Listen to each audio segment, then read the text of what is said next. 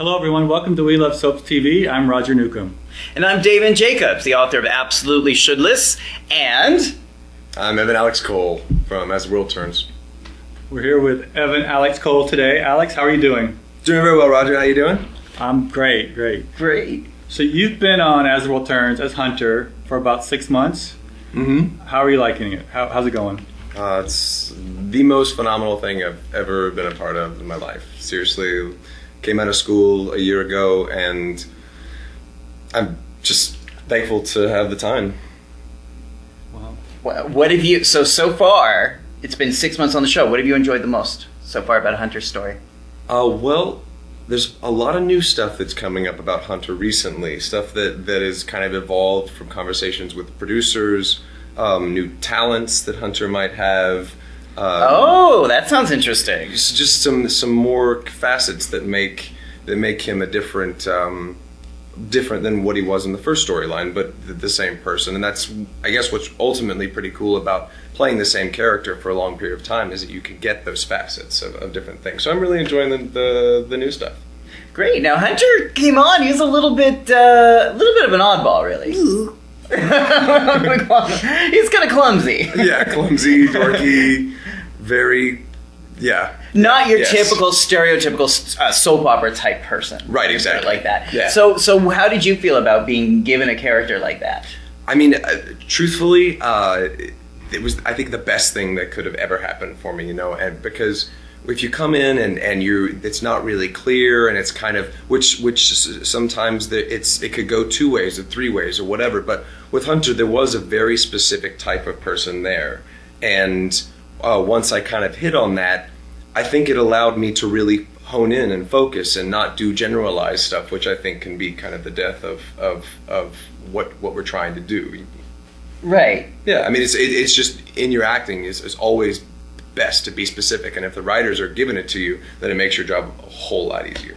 And in this case, do you feel like the writers were pretty solid about who Hunter is and what direction he's going in? I felt like from the beginning they had a pretty solid idea, and then once I kind of came into the mix, I noticed they kind of began to change with me, and the type of voice that they were kind of developing for the character was what I saw the character to be. So even though, I mean, we never really see the writers or talk to them or anything, I mean, I've had a couple conversations, which has been great, but like that sort of evolution that's happening in 2 different places, but all towards the same goal, that's pretty cool. Mm-hmm.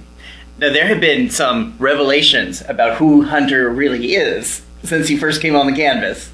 He's a little unusual. His connection to Emily, to Allison, to the Stewart family was a little surprising.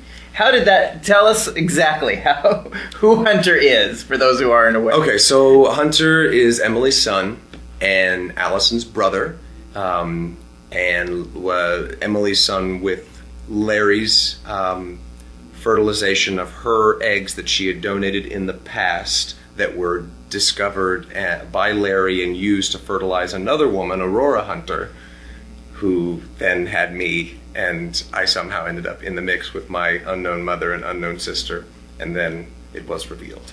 And before this was revealed, Hunter had some action with both.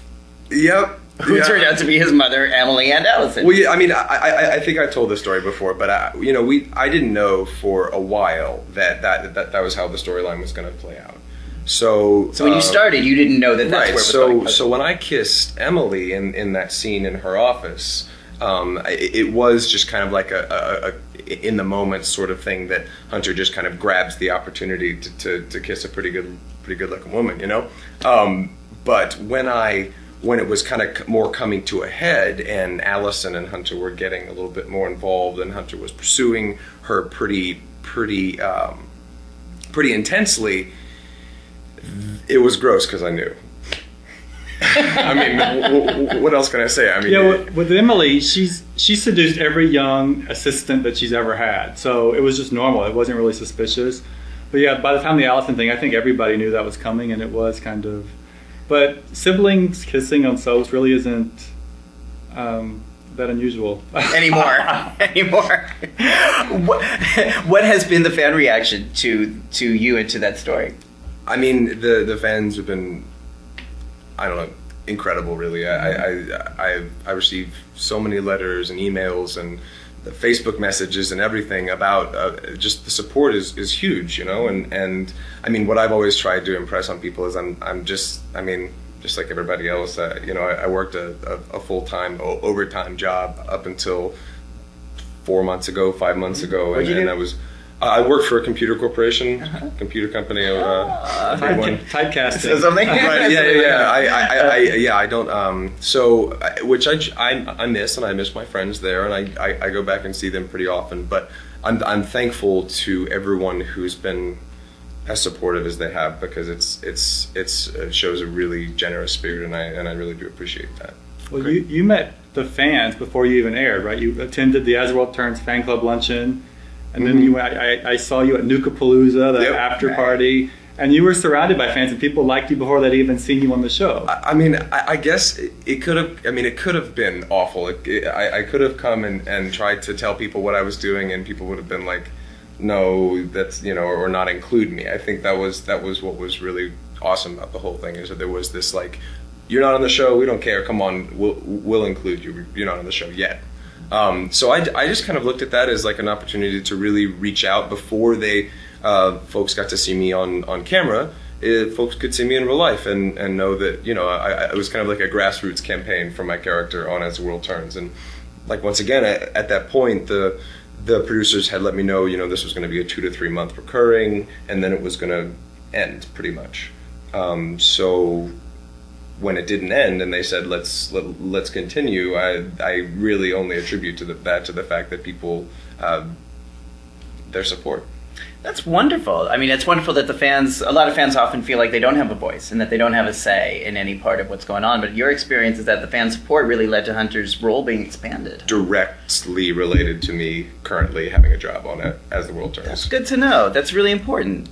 You also seem very comfortable using media, using the internet, and using media to reach out to fans and to connect with fans. Yeah, why not? Right? I mean, it's there, and sometimes it's really shameless, and you have to, you kind of have to be your own publicist in a way, but the internet kind of gives a nice separation to where you can actually publicize yourself and it not seem too sleazy, creepy, weird.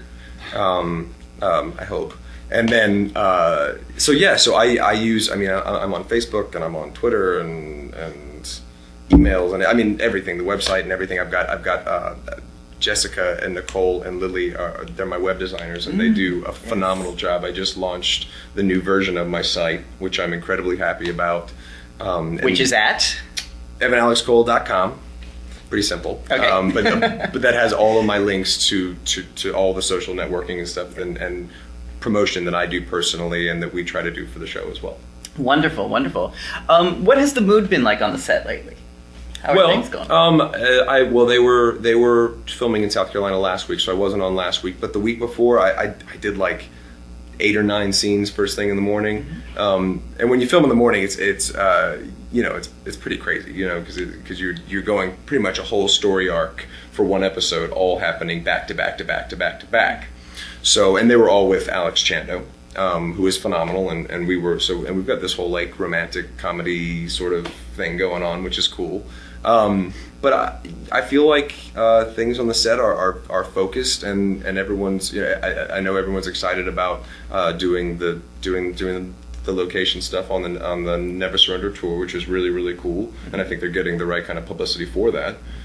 So I think focused and doing good work as always. The Never Surrender tour?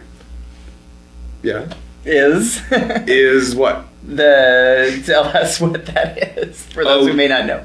It's what maybe you can clarify for me. I know that they're touring 3 or 4 cities, and I know that it involves Carly and Jack.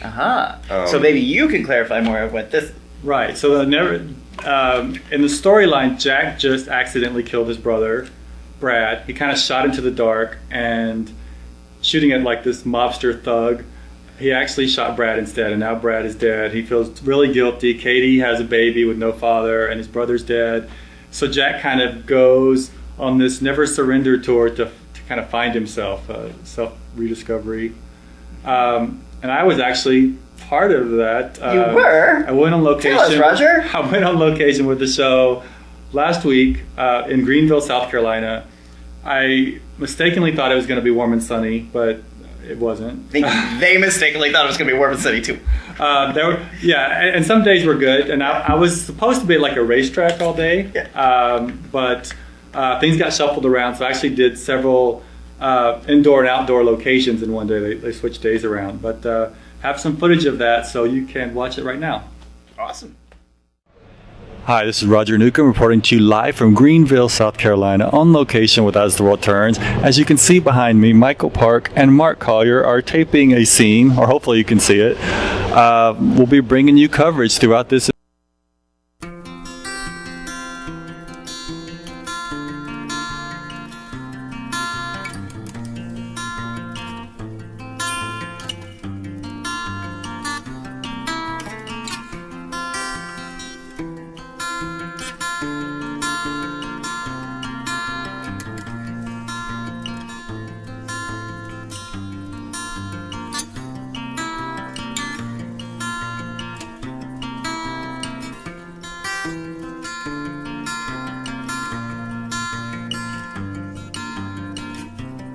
I'm here with Mark Collier, who is back as Mike Kasnoff on As the World Turns, and we're here in Greenville, South Carolina.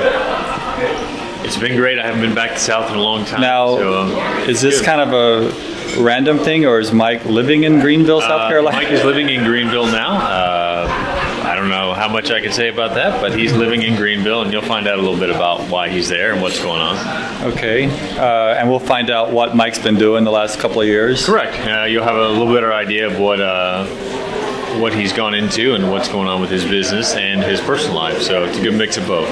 Awesome. And what has Mark Collier been doing the last couple of years? I have been living in LA, and ever since I left As the World Turns, I was pursuing other things, and that's been going well. So I enjoy LA. I love being out there, and it's been good. It's been good. Is this the first time you've seen Michael Park and Maura West in a while? It is. I haven't seen them since my last day on the show. So it was really good seeing with them. I was very excited I was going to be working with them. So we had a good time. Is it kind of interesting to see them in South Carolina versus New York? Yeah, well, because a lot of those guys had shot things outdoors before, and I hadn't with As the World Turns. So it was definitely very unique to see everybody outside the studio. But it's fun. I like it. How is this different than you remember in terms of shooting? It seems like it's very fast. But yeah, it's about the same to me. I mean, it's quick. Everyone's got to have your lines down. There's a little bit quicker pace here, obviously, because we're dealing with some weather and timing. But about the same, pretty much. Okay, awesome.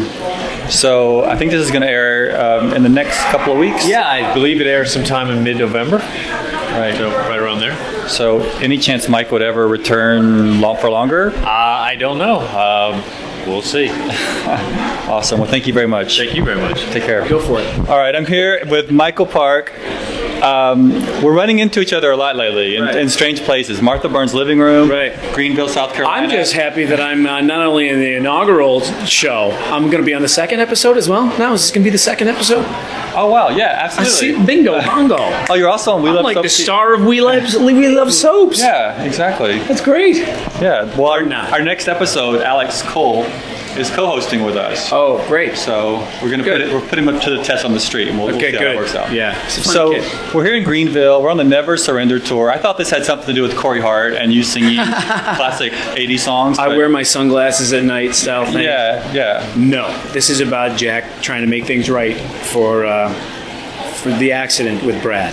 Basically, trying to make things right with Katie and their new baby and stuff like that. So that's why he's out trying to find himself and trying to find a way to make things okay for Katie.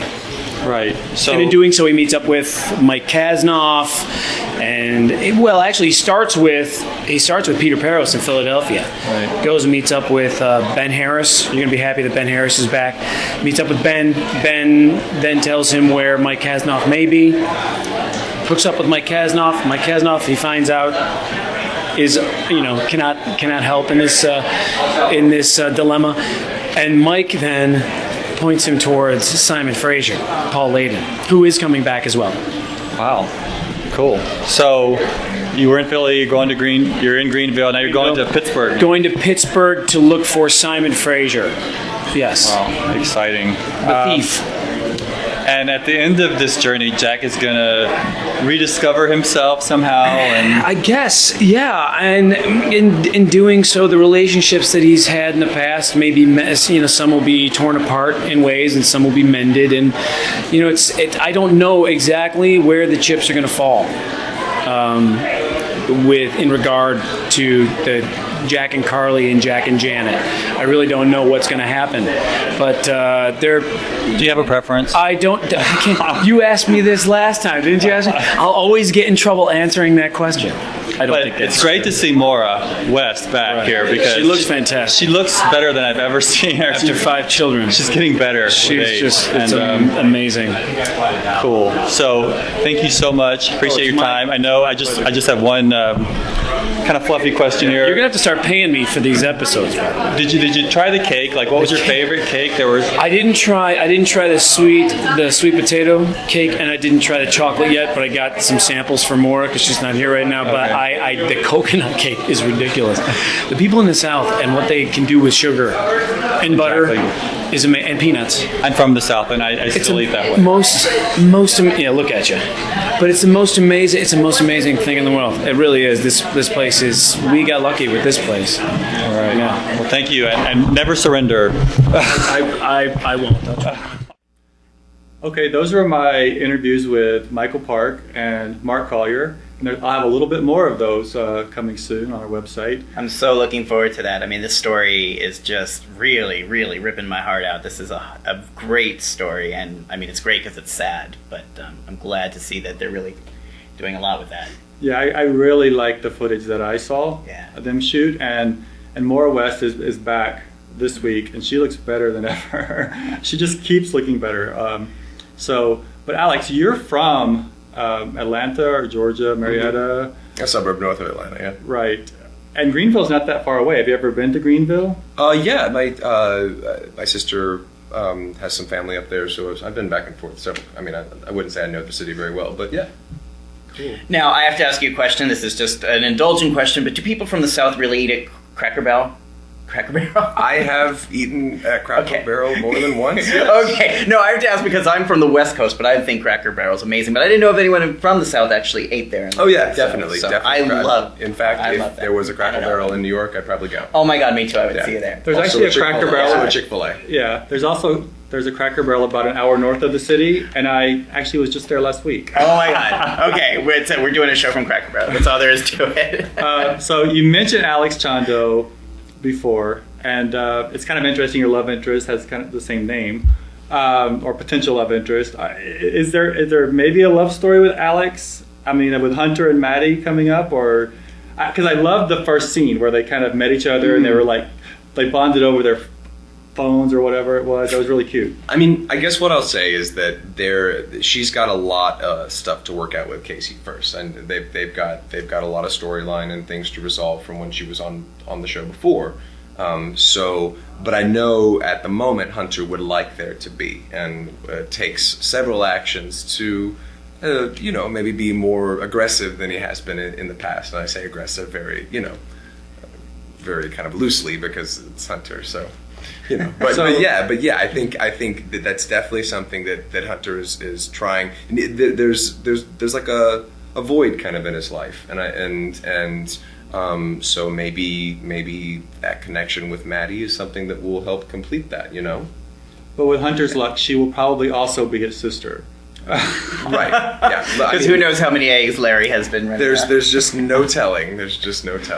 You mentioned romantic comedy before, and I always thought Alex Chando would be the next Meg Ryan, who started on As the World Turns, and then did a number of romantic comedy films and became hugely successful.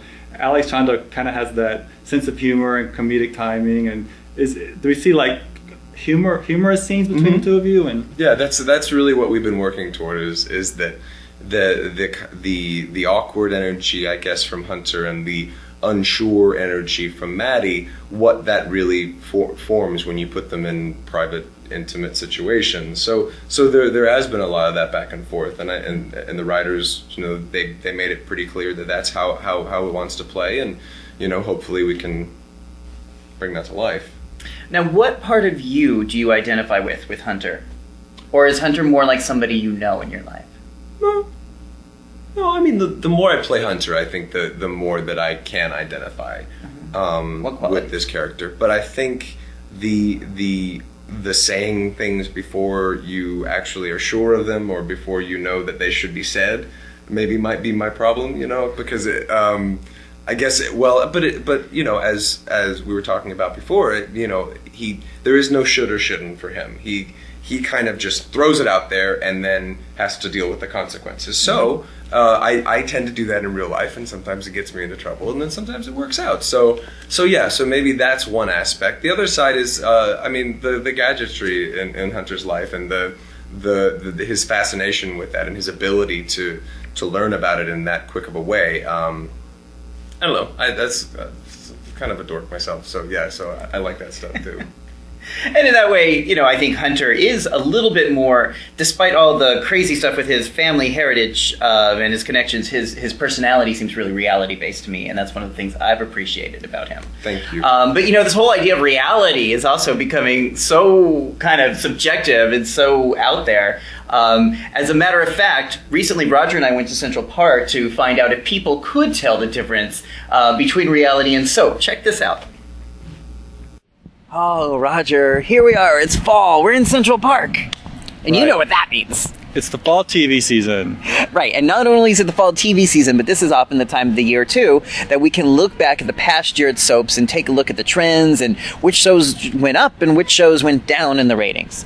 Right. And surprisingly, Days of Our Lives is the one show that really gained a significant number of viewers, over 500,000 viewers from last year to this year. Right. Now, we've speculated for a lot of reasons why that could have been happening. But I think it's fair to say that certainly over the last year, the plots have been more literally grounded down to earth. Whereas in the past, a lot of the plots have been kind of out there.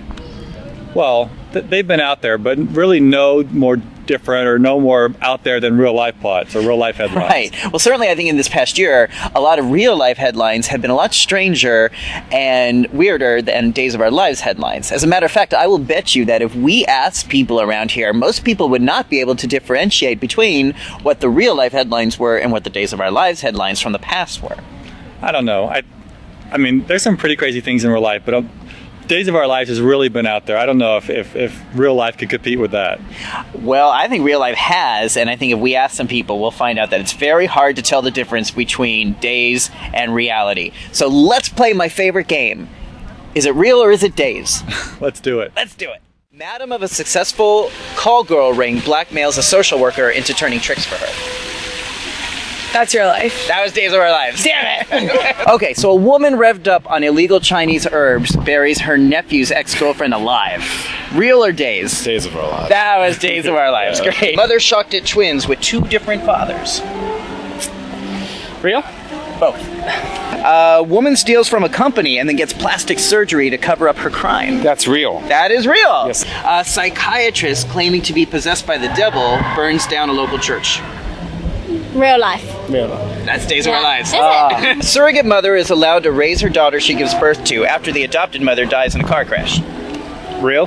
That's Days of Our Lives. Okay. A psychiatrist claiming to be possessed by the devil tries to burn down a church. Real. Days of Our Lives. I need to start watching the show now. A man who steals money for a penis enlargement is sentenced to prison. Ooh, maybe that's real? That's real. Yeah. How about a man goes to prison for stealing money that he needed to get for a penis enlargement? Well, if you believe the internet, that's real life. It is real life. Woman goes undercover as a man to spy on her friends and family. Real life. That's Days of Our Lives. Really? I bet that's happened in real life. I bet so. College sorority members who murder man who date raped several of their sorority sisters. Days of Our Lives. Days of Our Lives. Very. Una psychiatrista se dice she's possessed by the devil, burns down a church. Real or Days of Our Lives? Maybe a telenovela, no sé. Sí, toda la novela, Days of Our Lives. Sí, es verdad. A woman steals from a company then gets plastic surgery to cover up her crime. A soap opera. That's real life. Man serves time in prison for stealing money that he took for a penis enlargement. That's definitely real life. That's definitely real life. That's For sure. definitely, you got it. I don't know a lot of penis enlargements on soap operas. Man picking his teeth with a pair of scissors starts laughing and swallows the scissors. I'll go for Days of Our Lives. That's real. Okay. Newlyweds spend wedding night in local jail after groom steals a milk truck to get to the church on time. Days of Our Lives. Very good. Woman who steals from her company gets plastic surgery to cover up her crime. Days of Our Lives. That was real. That was real. That one is real. That's terrible. A woman who's revved up on illegal Chinese herbs buries her nephew's ex-girlfriend alive. Did that really happen, or is that Days of Our Lives? I think that's Days of Our Lives. That's Days of Our Lives. Very, very good. Very good. A man is kidnapped, presumed dead by his family, while his memory gets stored onto a computer disk. Ooh, that's Days of Our That's Lives. Days of Our Lives. Wasn't that John Definitely. Black or something? Man steals money for penis enlargement and then gets sent to prison. That's real. A boy that allegedly drifted away in a balloon is found hiding in his garage. Oh, that's real life. That was I heard real that life. story. Mother's shocked when she finds out that her twins were fathered by two different men. True. It's real life, right? It's both. Okay. Mother falsely is in prison for killing the woman who kidnapped her infant. Yeah, I would do that. Boy that allegedly drifted away in a balloon is found hiding in a garage. That's real. There you go. Mother falsely in prison for killing the woman who kidnapped her infant child. Days of Our Lives. Yes, that was. Newlyweds spend wedding night in a jail after the groom steals a milk truck to get to the church on time. That sounds like a soap opera. The daughter of a racist evangelist is blinded and falls in love with a black doctor. I hope that's real life. That was Days of Our Lives. Damn it! Popular senator goes on a killing spree, murdering prostitutes in order to rid his constituency of filth. That's got to be a soap opera. Teenager who was raped shoots her rapist in the balls. You know, you'd think that should be real life. Psychiatrist injects a local mobster with a paralyzing drug that keeps him in a coma and yet awake and aware of everything that's going on around him. Days of Our Lives. Days of Our Days of Our Lives. Local brothel starts offering discounts for customers who go green. Days. That was real. The psychiatrist claiming to be possessed by the devil burns down a church. I don't trust psychiatrists. Real life. Woman who steals from her company gets plastic surgery to cover up her crimes. Real life. Days of Our Lives. I think it's real life. It's real life. Yeah. Woman who was revved up on illegal Chinese herbs tried to bury her nephew's ex-girlfriend alive. Would you think that was real or soap opera? Real. A popular senator goes on a murdering spree trying to rid his constituency of filth. Days of Our Lives. Days of Our Lives. A woman is shocked when she finds out that her twins were fathered by two different men. Days of Our Lives. Yeah, Days of Our Lives. Both. So- A man serves time in prison for stealing money for a penis enlargement. Days of Our Lives. That one is real. This is terrible. What This is the is world real. coming to? This is horrible. So as you can see, it seems like the line between reality and soap opera is getting thinner and thinner and thinner. And yet some, As the World Turns usually seems to be a little more reality-based than most other shows, don't you think? Yeah. I think Hunter, as you said, comes from a place of reality, so yeah. Uh-huh. Aside from the fact, of course, that he, ended up kissing his mother and being interested in his sister. But I'm from the South, so I mean, that sort of thing's normal. Oh, okay, so it is reality-based. I'm kidding. I don't know. Well, now, do you think you would be able to tell the difference between real-life headlines and As the World Turns storylines? I won't stake my life on it, but yeah, I'll try. Yeah, would you bet a t-shirt on it? I'll bet you a t-shirt. Okay, then we're going to do a t-shirt on that. Then we're going to find someone to do this. We're going to compete with you about real-life storylines and As the World Turns storylines. But I've got my money bet on you, so you're not going to let me down, right? We'll try not to. Okay. So coming up later in the show, we're going to work this competition. All right, so we talked about you being from the South, but then at some point you moved out to LA, right? Mm-hmm. And then you went to, I think you went to USC? Mm-hmm. And did some... Now, my family are all Bruins, so I think we have to No one's perfect. It's okay. Okay. Oh! And you also, you did Joan of Arcadia, right? You did that out in LA? Mm-hmm. Yeah. I worked on Now, that show. Yeah. that was, I love that show when that was on. Amber Tamlin is a wonderful actress, and so you played the third episode. Mm-hmm. the star football player. Right. Wrestler, I think it might have been. Was he a wrestler? Oh, okay. Yeah, wrestler, football So Arcadia, player. they have wrestlers. Probably did. It was like, multi-seasonal athlete. You played the jock. Right, exactly. How was that for you to play the jock, the popular jock of this school? Oh, well, I mean, man, I was exactly the opposite of the popular jock in high school. So it was good. It was like getting my due.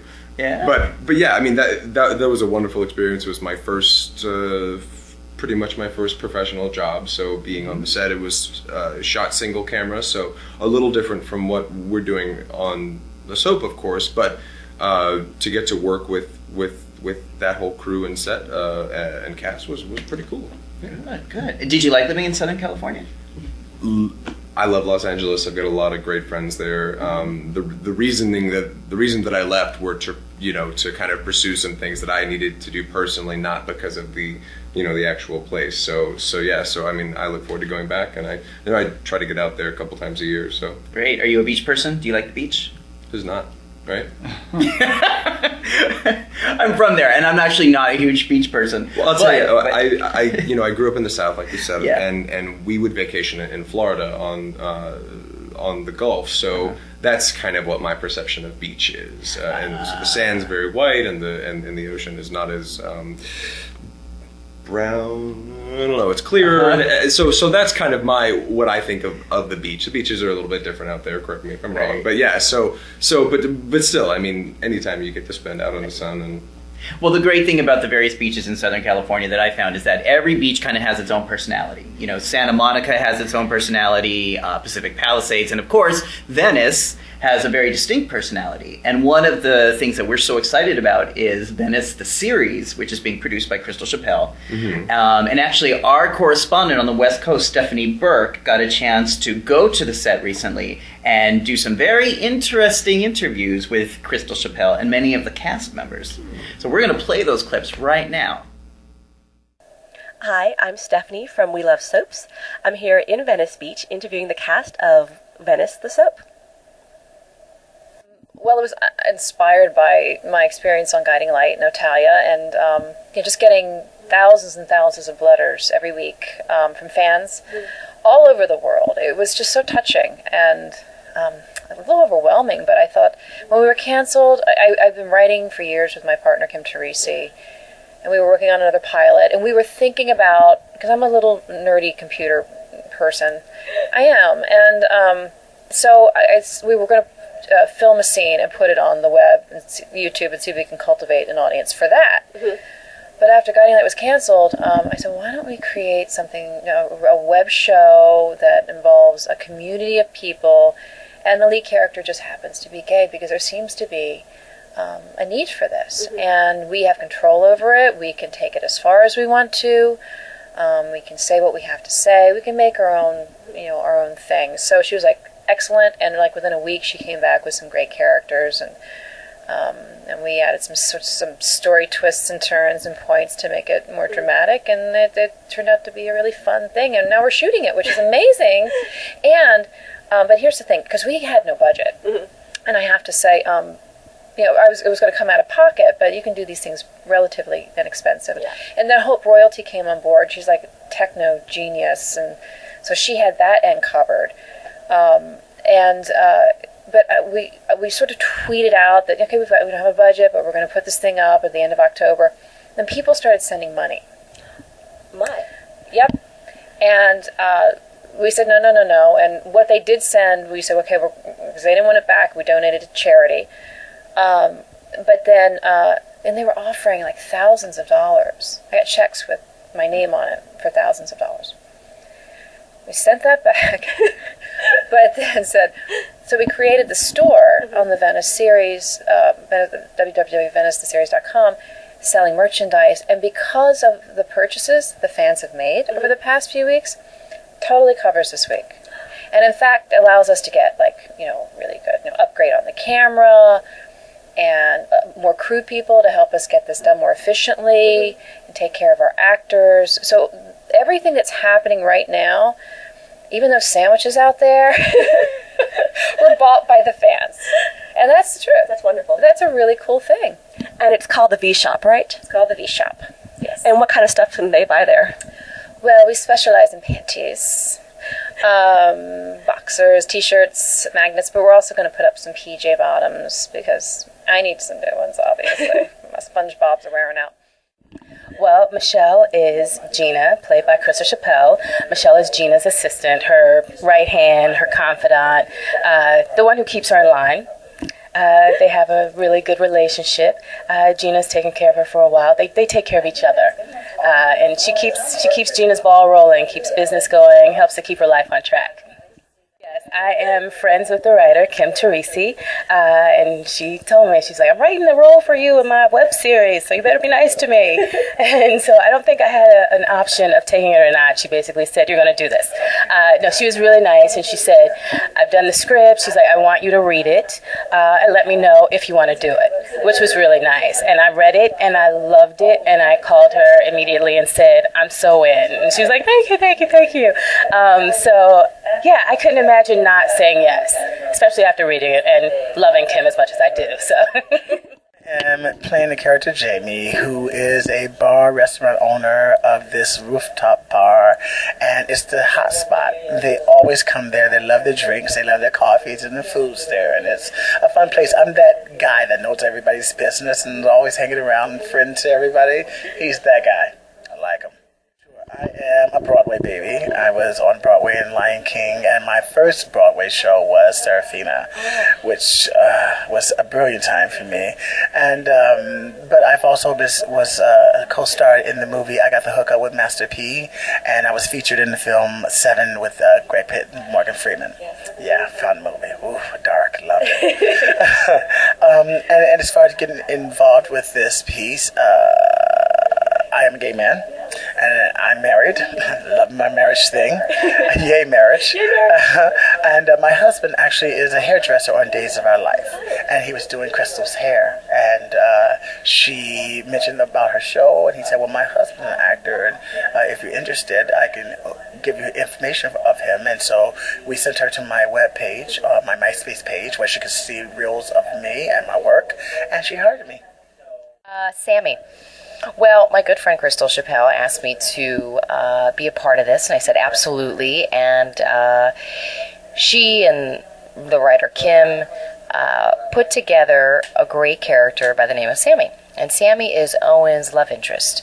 Owen is Gina's brother. Gina's played by Crystal.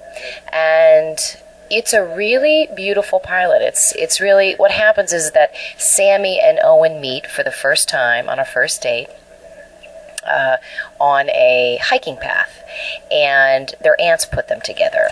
She is from the United States, but she did a lot of work in Africa with the Peace Corps and also worked in an AIDS vaccination center. So she's very much about healing and giving, and she comes to LA. She has moved there, lived there about a month, and meets Owen. Well, then she goes on to meet Owen's sister, who is Gina, and they immediately have some friction, Gina and Sammy, because I think that Gina finds herself threatened a bit by the closeness that Owen and Sammy have immediately. And the closeness is that, you know, Sammy likes Owen. She likes being around him, and Owen likes being around her. But it's not like a premeditated relationship. It just is. And I think this challenges Gina for a bit. And I love the idea about that. I love that. So really, you know, Sammy's here to give, not necessarily take anything. And this challenges Gina in some way. So I like that. Yeah. So I hear there's been a cast change today. You're not playing Jessie anymore? No. Well, it was actually Jenna, and I'm not playing that character anymore. I'm playing a character named Laura. It was kind of a curveball thrown at me just a couple hours ago, but working in soaps, I think we're all used to that. And used to learning new dialogue and moving quickly and all kinds of stuff, but it's actually kind of exciting. But I'm replacing Elizabeth Keener, who has fallen ill, and obviously we all wish her well, but she's not going to be able to make it. So, but she will be in season 2, but she will be a different character, obviously. But in a way, right now her loss is my gain, I guess. Yeah, I mean, it's sort of like the stars aligned properly, and it was meant to happen. Yeah, Crystal called me this morning, was like, hey, you think you could do this? I'm like, yeah, sure, why not? It'll be great. So yeah, because originally the character of Jenna was just a one-day thing that they were going to develop into something bigger in season 2, but this one is a significantly larger role, so I'll be here all week. Ladies and gentlemen. So what can you tell us about the new role? Well, it's completely different. This girl, Laura, she's a writer, and she's from New York, I believe.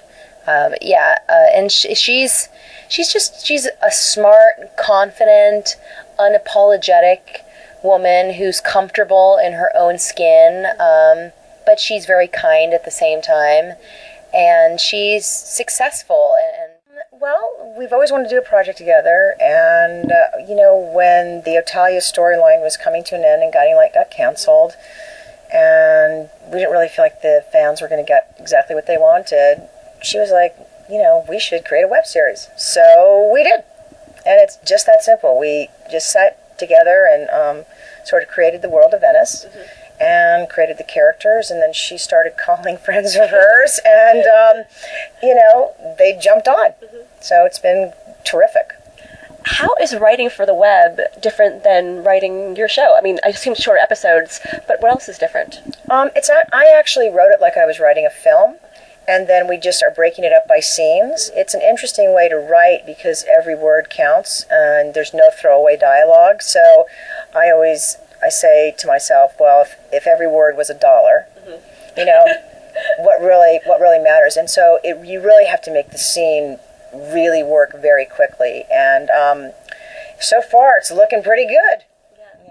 Annie is, she's a youngish, I like to say that, photographer, actually very successful in her career, which is nice to play. Got some things going on for her. And she's very savvy, and but she's got a big heart and has some issues in the romance department, let's just say. Okay. Now, I know in real life you have a new baby daughter. How's that going? Fabulous. I'm exhausted, but it's great and it's worth it. And getting a chance to actually work and be at home with the baby, and the baby's actually here with us this week. It's been fun. I don't mind doing both. It's been great. Now, are you moving to Southern California, or are you just here to shoot Venice and you're going back east? I'm just here for now. If, it should come up that I absolutely had to move to California, I don't think I'd mind it. It's really beautiful here. So we'll see maybe in the future. Now, what's it like working with Crystal again? She's a driving force behind this. And I know she's very into the online world. Are you also very internet savvy? I'm not internet savvy, but I'm working on it. And I've been opened to the whole world of, Twitter and things like that. And so now I'm doing that. I'm not very good at it, but I'm working on it. I don't have a whole lot of time, but I do it. But Crystal always, has her finger on the pulse. She knows what's going on, and I think that's why she's so successful and why this is working out so well. How is it different shooting this web series versus shooting Guiding Light, just in terms of, I don't know, maybe the pace or the way you shoot it? Yeah, well, the pace is different. I think, any soap, the pace is completely different than any other genre. It's super, super quick in a soap. This, we take a little bit more time with. As far as technically the camera things are all different. Camera things. See how technically savvy I am? But, so that stuff is a little different. So it's a slower pace, but, working with Crystal, we have a little bit more freedom, and working so closely with the team of people that are writing and creating and producing and directing and all that stuff. Everyone knows each other and everyone's friends, and it's really, really fun. All right, so thank you so much, Stephanie, for those great interviews. She was interviewing Crystal Chappell and Jessica Leccia on a bed. I'm sure all their fans are going crazy, but very nice. And we have a lot more. She got a lot of great interviews, so we have a lot more to play throughout the week. Great. So, Alex, this web soap is coming soon, around Thanksgiving. Martha Byrne, who was on As the World Turns for a long time, is doing a web soap, also Gotham. What do you think about web soaps or web series? Is that something you think you might want to do? Or well, like I said, whatever resources that you can use to get material out there is you should be doing. So I think first off, it's a phenomenal idea. in no way is the soap industry going to resign from putting the type of work that they have been doing for years out there for people to watch and enjoy. So if it means doing things like that, why not? Right. And again, we're so excited because I do think it opens up new vista of creativity on behalf of the writers and the actors and a lot of people who want to try new things. They have a lot more freedom to do that on the internet. There's tons of freedom in that, and if you're breaking away from the unit set idea, you've got and the distribution, the speed at which we work, it just makes sense that you can get it out there like that, So it's I think it definitely, the style in which the soap actors and people who work in soaps are used to working lends itself directly to webisodes and web soaps. So I think it's a phenomenal idea. It's great. It's great. So from California, somewhere near Venice Beach maybe, you made your way to Carnegie Mellon, and then after you moved to New York, and within a year you were on As the World Turns? Mm-hmm. Right. So, I mean, a lot of actors struggle forever and they don't even get that break. So that's a pretty quick success story.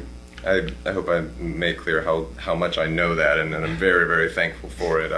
I guess coming out of Carnegie Mellon, there was not only the training that was so wonderful, but there was also the not placement, but the creation of opportunities to meet people who are working. And that's really what it's about, and creating some sort of forum with which to show their work. So Carnegie Mellon, just like a lot of other schools, does a showcase.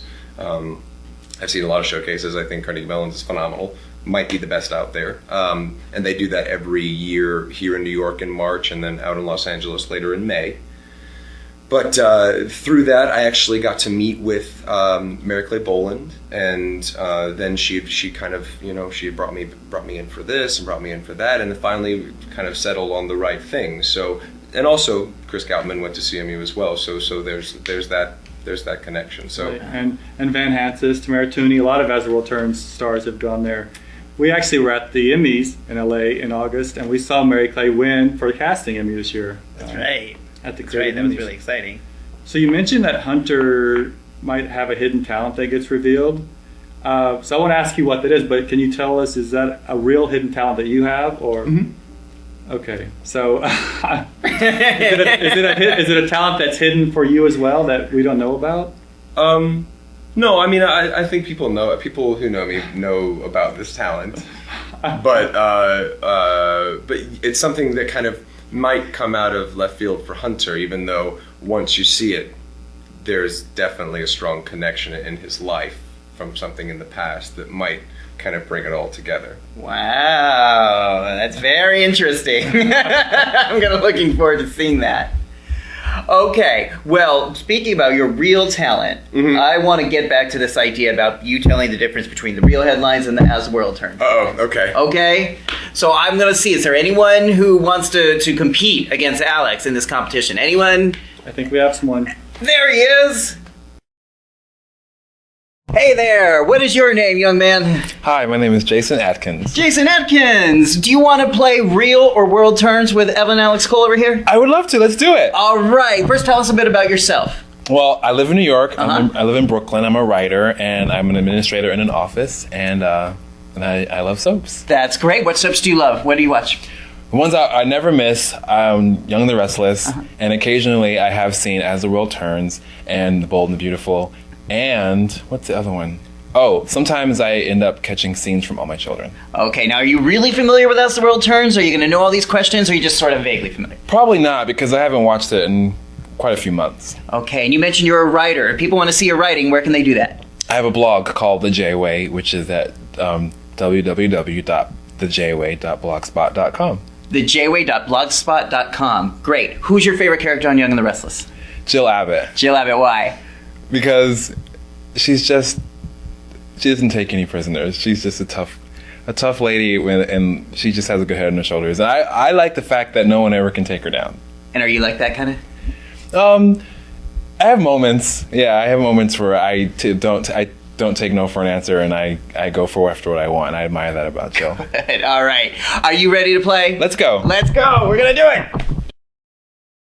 Okay, guys, so you're going to tell me, is this real or is this world turns? Alex, we're going to start with you, okay? Okay. A judge convicts a man of a hit-and-run accident involving an orange rabbit suit pedicab driver. Did that really happen, or was that world turns? I'm gonna say it really happened. It's true. What do you think? I agree. It was real. You guys got it. They both got the Right point. on. That really happened. Okay, Jason. A local man survives a second cliff fall in as many years. 2 cliff falls in 2 years. World turns or real life? I want to say that sounds like something from World Turns. Yeah? What do you think? I'm gonna say world turns too. You guys got it. You got it. Way to go. Okay. Nice. Okay. Alex, if you heard that a man steals ferret by stealing it in his pants, what would you say? Was that real or world turns? Ferret. In the pants. That's real. That's real? That's real. I think that was real. You guys are brilliant. Rock okay, you guys got it. That was a real headline, but they're going to get harder.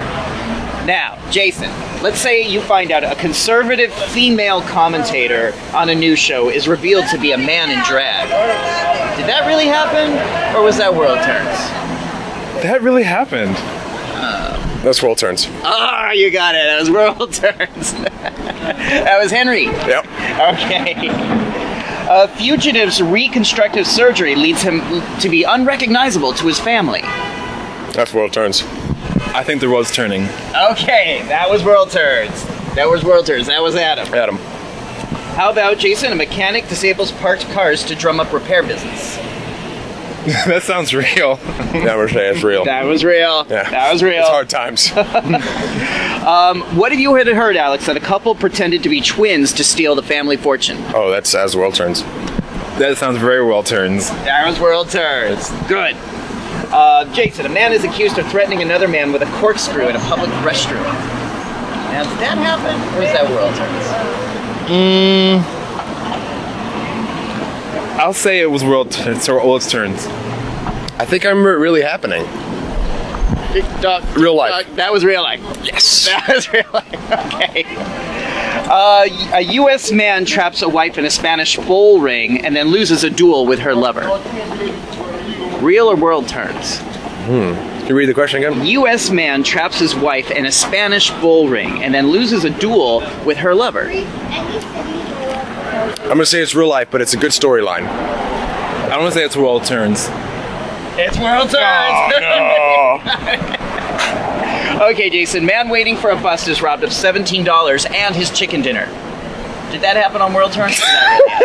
That's real. Yeah, that's like right up the street, I think. Okay, fair enough. Alex, a news director poisons another woman's sandwich, allowing her intern to take her job. As world turns. I agree with World Turns. That was World Turns. Okay. Jason, a man learns his secret crush shares the same egg donor as the mother of him. That's World Turns. Yeah, that's world What do turns. you think? I wonder who that is. That was you. That was probably Hunter. Yeah. Okay. And maybe someone else too. And maybe someone in else. the history but of that soaps, was yeah. definitely Hunter. A man claims God told him to steal a car. A man claims God told him to steal the car. Steal a car. Real or world turns? Is that Paul? Is that as the world turns? I think that was real. That was real. Oh no. That was a real headline. Okay, 3 young women are sent to a Swiss spa to be aged into old ladies. I'm gonna say World Turns. Real life. That was world turns. Oh man. All right, Alex, one more. One more. A man is wakened early by a cleaning lady, allegedly gets into a broom fight with another woman. Say it again. A man awakened early by a cleaning lady allegedly gets into a broom fight with the woman. As the world turns. Can you repeat that one more time? Sure. A man is awakened early by cleaning lady allegedly gets into a broom fight with the woman. Wakes him up. I think that was real.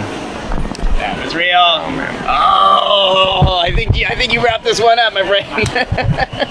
All right, congratulations. Congratulations. Good game. Good game.